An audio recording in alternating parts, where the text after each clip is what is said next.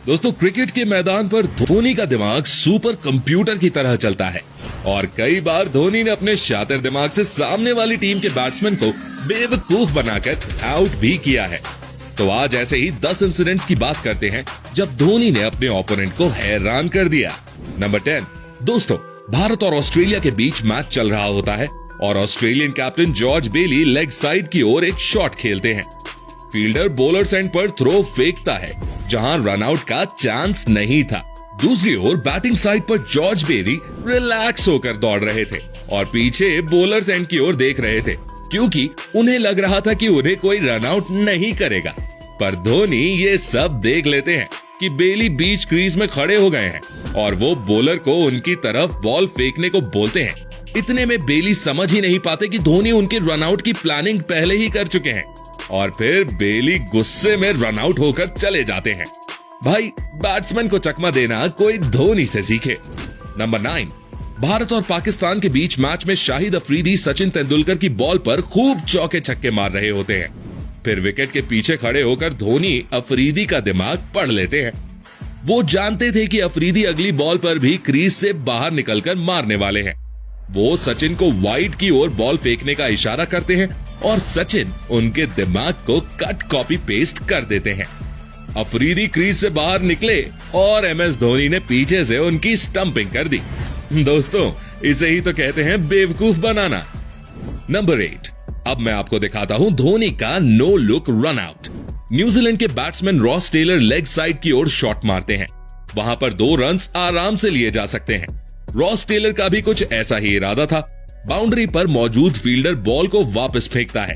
Ross Taylor crease से कुछ inches दूर थे और धोनी के पास रन आउट करने के लिए बिल्कुल भी समय नहीं था।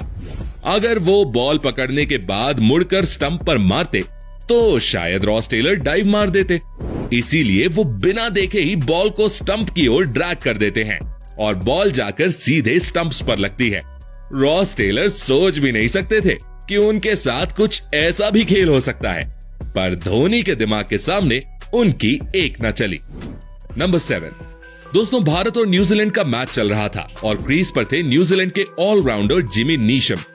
केदार जाधव की एक बॉल पर नीशम स्वीप लगाने की कोशिश करते हैं, पर बॉल उनके पैड से टकराकर धोनी के पास पहुंच जाती है।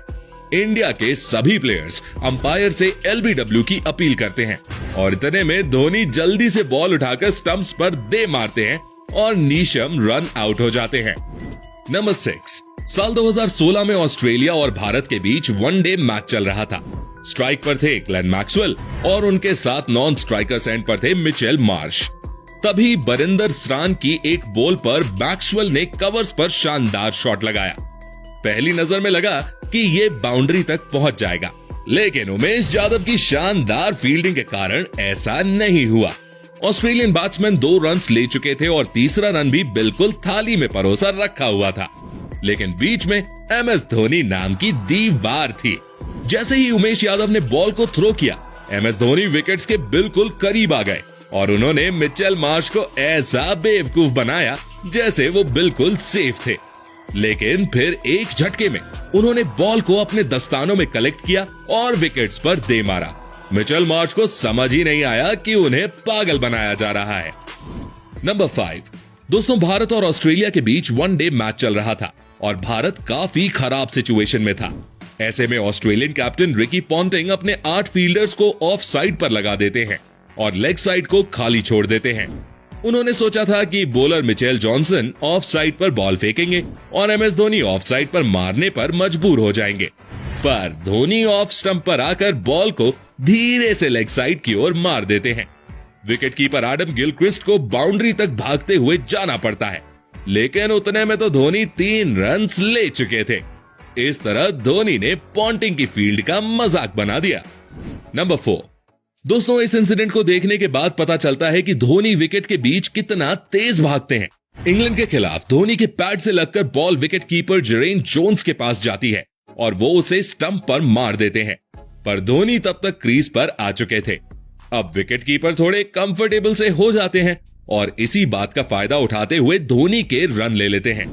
इतने में धोनी देखते हैं कि विकेट कीपर अभी भी कोई एक्शन नहीं ले रहा है, तो वो दूसरा भी भाग जाते हैं। वो कहते हैं सावधानी हटी दुर्घटना घटी। बस यहां पर भी वही हुआ था। Number 3, Dhoni fooled Laxmikant Shukla. दोस्तों ये वाला इंसिडेंट साल 2008 के सीएसके और केकेआर के एक मैच का है। लास्ट ओवर की 5th बॉल पर जब जोगिंदर सिंह लक्ष्मी रतन शुक्ला को एक यॉर्कर फेंकते हैं जिसे वो मिस कर देते हैं। अब शुक्ला जी तो क्रीज में ही खड़े रहते हैं, पर नॉन स्ट्राइकर सेंट पर खड़े ईशांत शर्मा एक रन की तलाश में भागकर काफी आगे निकल जाते हैं। धोनी बॉल को नॉन स्ट्राइकर सेंट पर खड़े बॉलर जोगिंदर सिंह की ओर फेंकते हैं, पर उन्हें बॉल को स्टंप्स पर हिट करने से मना कर देते हैं। इस दौरान लक्ष्मी रतन शुक्ला और ईशांत शर्मा के बीच क्रीज क्रॉस हो जाती है। वो जोगिंदर को इशारा करते हैं कि अब वो बॉल को स्टंप्स पर हिट कर दें और ईशांत शर्मा की जगह शुक्ला जी आउट हो जाते हैं। भाई सच में गजब का काटा शुक्ला जी का तो। नंबर 2, दोस्तों भारत और न्यूजीलैंड का मैच चल रहा था और भारत की ओर से युवराज सिंह बॉलिंग कर रहे थे।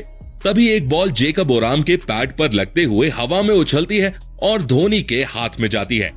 जेकब ओराम को समझ ही नहीं आता कि बॉल गई कहां। फिर क्या था, वो बिना कुछ सोचे समझे अपनी क्रीज से बाहर निकलते हैं और इतने ही धोनी उनकी स्टंपिंग कर देते हैं। जितने में ओराम समझ पाते कि उनके साथ हुआ क्या है, उनकी वापसी की टिकट धोनी काट चुके थे। नंबर 1, दोस्तों वेस्ट इंडीज के कीरन पोलार्ड वो प्लेयर हैं जिनसे मैदान पर कोई भी उलझना नहीं चाहता, पर धोनी के सामने पोलार्ड भी फेल हैं। भारत और वेस्ट इंडीज के बीच एक मैच के दौरान जब विराट स्ट्रेट की ओर शॉट लगाते हैं तो बॉल सीधे पोलार्ड के पास जाती है। इतने में विराट और धोनी एक रन ले चुके थे। दोनों प्लेयर्स को दूसरे रन का लालच देने के लिए पोलार्ड बॉल को छोड़ देते हैं। अब कोई और प्लेयर होता तो शायद पोलार्ड से पंगा लेने की सोचता भी, लेकिन धोनी ने चैलेंज को एक्सेप्ट किया और जब तक पोलार्ड थ्रो फेंक पाते वो दूसरा रन ले चुके थे। तो दोस्तों ये थे 10 ऐसे इंसिडेंट्स जब धोनी ने अपने ओपोनेंट को हैरान करके रख दिया। पर अगर आप ऐसे ही और भी धोनी की वीडियोस देखना चाहते हो तो यहां क्लिक करके चले जाओ। भाई मजा ना आए तो बताना।